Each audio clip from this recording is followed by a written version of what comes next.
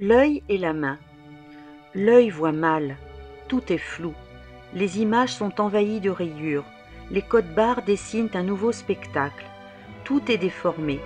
Bientôt ce sont les couleurs qui disparaissent et font place au noir et blanc. Il faut y remédier. Cela n'est pas normal. L'autre œil est là, il essaie de rétablir l'équilibre, mais rien n'y fait. Il ne peut pas aider son jumeau. Que faire? Les traitements font de leur mieux. Même le cerveau essaie de compenser. Il n'y parvient pas. La vision est toujours aussi trouble et le handicap bien présent. C'est alors que la main apparaît.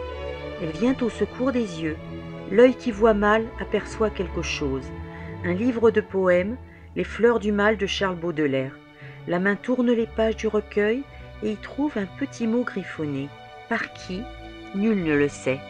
Mais voici le message que j'ai déchiffré difficilement, je l'avoue, mais j'y suis arrivée. Le corps n'a été fait que pour protéger les yeux. Ainsi, les jambes n'ont poussé que parce que les yeux avaient envie de se déplacer, d'aller voir ailleurs ce qui existait. Les bras sont apparus parce que les yeux étaient curieux de palper, de vérifier physiquement ce qu'ils voyaient. Quand vous avez un être devant vous, vous le regardez dans les yeux pour savoir ce qu'il pense. Vous ne le regardez pas ailleurs. Un être qui a les yeux recouverts par les paupières ressemble à un cadavre. Mais voici qu'il soulève les paupières et il devient étonnamment vivant. Les yeux sont l'âme. Ils sont la fenêtre de l'au-delà. Qu'ils redeviennent rigides et immobiles, cela veut dire que l'esprit s'en est allé du corps. La main a refermé le livre, les yeux ont lu et surmonté le handicap. Ne cherche plus seulement avec tes yeux, tes mains te guideront. À nous quatre, nous verrons les beautés.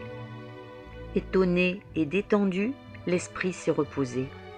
J'ai réellement trouvé ce petit mot griffonné dans Les fleurs du mal de Charles Baudelaire, sans le chercher, en rangeant mes livres, et je le garde précieusement, sans le changer de page, comme il était initialement à sa place. Quelqu'un le trouvera peut-être un jour, si sa main l'attire vers lui, et s'il fait le rapprochement avec ce que j'écris, il sera très étonné. Et dans combien d'années? Ou peut-être jamais, mais je sais qu'il existe, et je l'ai montré et lu. Il a existé pour moi, quand je ne le cherchais pas, mais est venu à mon secours et m'a réjoui. C'est cela qui est important.